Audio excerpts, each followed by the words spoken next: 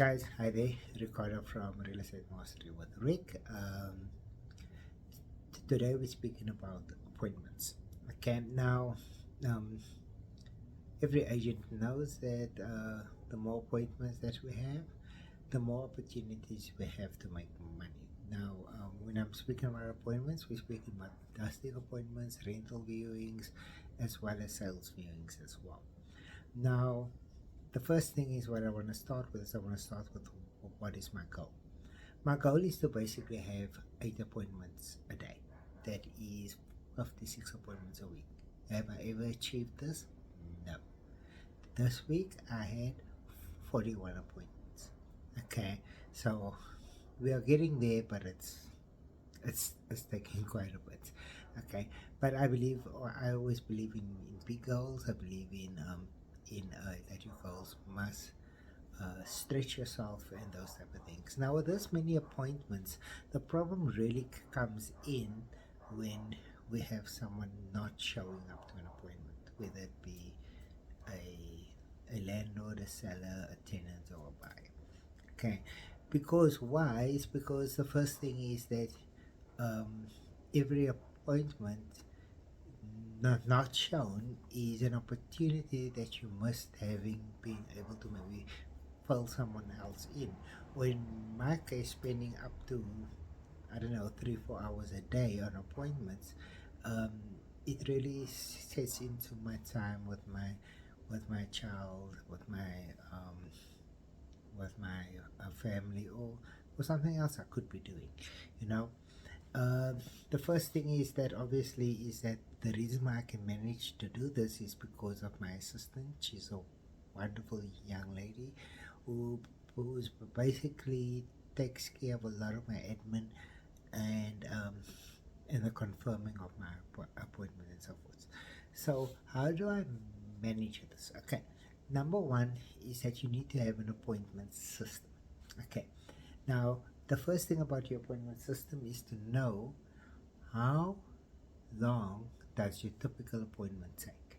Okay, now I've set it out this way that a dusting appointment, be it a sale or a rental, takes 45 minutes. A sales appointment takes an hour, and a rental appointment takes 15 minutes. That's in my case. Now, most times I can stick in those time frames without feeling rushed, but getting as much done as possible. The next thing is basically not setting up appointments all over the shop. You know, um, I work in a in like an office where we don't have area restrictions. So I work a 20 kilometer radius, and that's huge. And what this means is I cover quite a quite a bit of areas.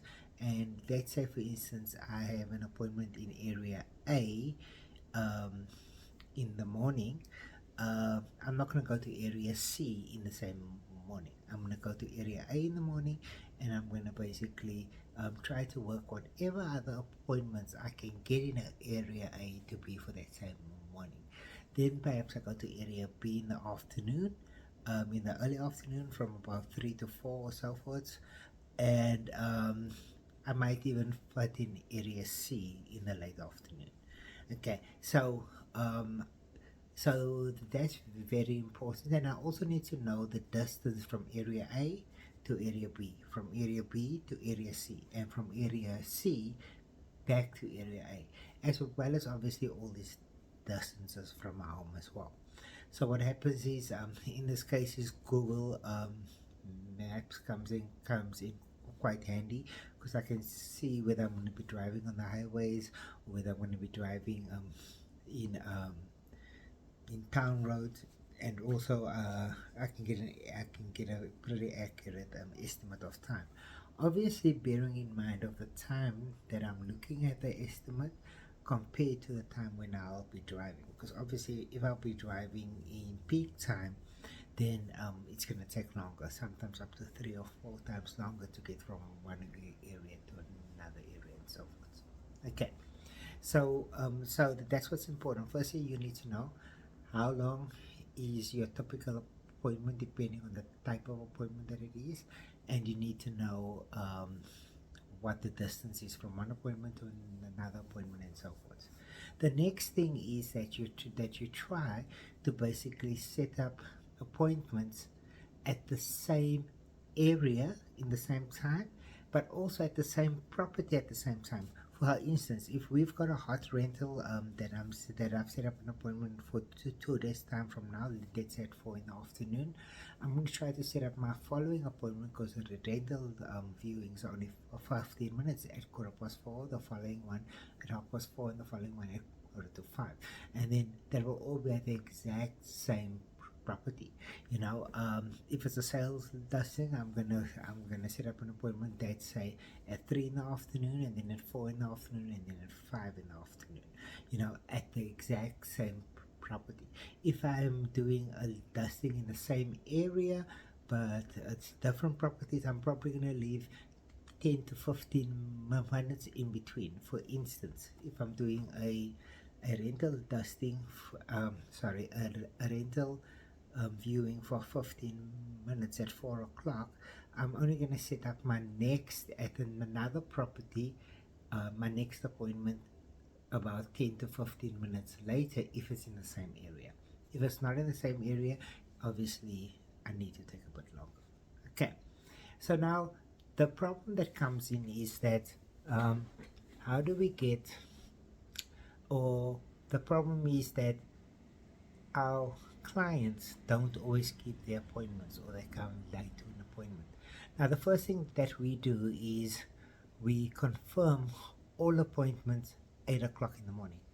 8 o'clock in the morning, my assistant comes in. The first thing that she does is she goes through my calendar for the day and she confirms every single appointment. Okay. Then she does the same thing at 12 o'clock again. She confirms every single appointment. Then, about an half an hour to 45 minutes before I'm supposed to meet the client, she confirms again. Generally, I have the rule that I do not drive out unless the person has confirmed. Okay, so obviously if I have multiple appointments at the same property, while we're going to confirm them, what is going to happen is I'm probably still going to go out there because we're going to get hold of at least 1 out of 4 people or so, and that type of thing. Now, let's say, for instance, my client does not come to an appointment. What do I do then? Or my client is late. Let's first deal with the client that does not come.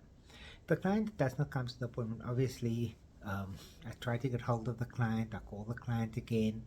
The client might say, like what happened today, the client says that her phone was off, she was in traffic and she didn't get there, and it was like almost an hour after the appointment, and she says she's so sorry and the normal blah blah blah blah blah. Okay, but that doesn't really help me, because if let's say I have a 15-minute appointment set up with client A, what would happen is if client A comes 10 minutes late, if I'm going to have enough time to spend with client B or to go to my next appointment, I'm going to need to cut client A's time very, very short. Okay, so what happens is I have a very simple rule. The first time that a client does not make it to an appointment, I'll set up a second appointment. But immediately I will tell that client, okay, great, I'm going to do this for you. I understand that you had a problem, but if you don't make it to my next appointment, I will never see you again. And that is the truth. Okay, so what happens is I will set up a second appointment with a client at a different time and so forth. But if that client comes with some issue about why they didn't make it again for a second time, I will basically when I go to my office, I'll basically tell my assistant to please blacklist this client internally. Well, what that means is I will be asking my assistant to not set up any further appointments for this client, regardless of the property, regardless of the price. Why? Because this client is an habitual time waster. So I will not do that. Okay, your client is late. It's a bit more difficult, but here is the thing. Let's say, for instance, you had a 4 o'clock appointment with a client, and the client says, "Listen, I can only make it there at 1/2 past." Obviously, if I had multiple appointments at the same property, I might be able to fit the client in, because some appointments don't last the 15 or the 15 minutes or hour that I have set out for them. But I would explain to the client that, listen, unfortunately, you are late, so I'll have to try to squeeze you in, and I do have other appointments as well. So that's what I do. Okay. The first thing is I'm going to confirm those appointments. Also, another thing is something I did not mention is we also use the PropCon system inside our office. So for those of you that don't use PropCon basically allows you to basically send SMSs to a client reminding them about the appointment, up to 3. Send them emails. You can also send them WhatsApp through the system and so forth. But these SMSs and emails are automated. So therefore, when I set up the appointment on the PropCon system, on the PropCon calendar, I can also I can just set up the reminders that I wanted to send. Now the reminders are cheap. The SMS price I think is about 30 cents, which is cheaper than what you do sending an SMS from your phone. And the email cost is like 2 cents an email or something like that. So I go through about 150 rand, 200 rand a month on basically sending out reminders and that type of thing. In some cases, it becomes a bit much for the client, because the client would have received a call at 8 o'clock in the morning, received a call at 12 o'clock, received a call again half an hour to 45 minutes before the appointment, and again also from the PropCon system received up to 3 reminders about the appointment. So the client may receive up to 6 reminders about a single appointment. Therefore, the client really cannot say, listen, they forgot about it or so forth, or they just got too busy, or that, or this or that. Now, we had a client about 2 weeks ago, and this client, we set up an appointment for him to come and view our property, and we confirmed and everything, and we went out and we went to whatever. And when we called him, when the time, his appointment was for 5:30, when 5:30 came, when we called him to ask him how far away he was, he did not answer his phone. We called him again at 25 to 6, he did not answer. We called him again at 20 to 6, he did not answer. Thereafter, we sent him an SMS to say that we're leaving, and his girlfriend then called and said, listen, that he was stuck in something happened. She did not get into much detail, but he just wasn't feeling well and he couldn't make it. Okay, great. We did the thing where we called the client, where we told the client, listen, okay, great, we're gonna set up another appointment. Let's do it right now. We set up an appointment. He agreed to meet us the next day at 1 o'clock at the property, and the next day came and he made us wait again. So what did we do is we had waited about 20 minutes. We obviously had some more appointments to go to, and he said that he's on his way. When it came to about 10 to 2, I basically got in my car and I started driving away. And he called me about 2 o'clock or so to say that he was at the property. Now remember, now he was half an hour late. So what happened was, I told him, listen, I'm sorry, I'm already on my way somewhere else. He got a bit angry about that and whatever. Then he contacted us again and he tried to set up a third appointment. At that point, we had told him, listen, I'm sorry, we cannot basically work with you anymore due to the fact that you do not make your appointments.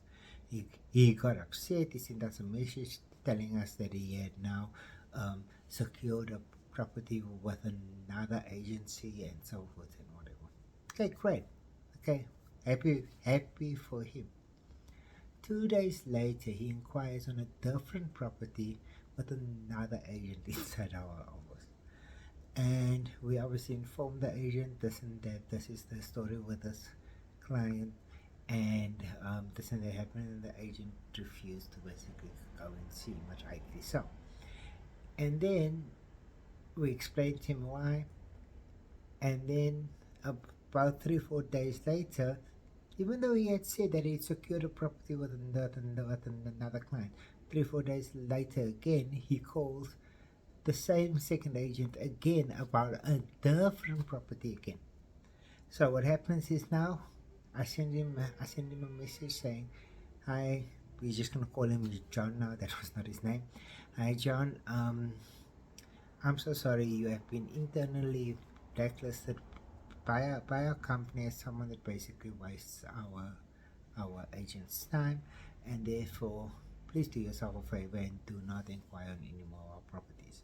Now I know a lot of agents will feel that that is harsh, but I would say, why would that agent feel that this is harsh?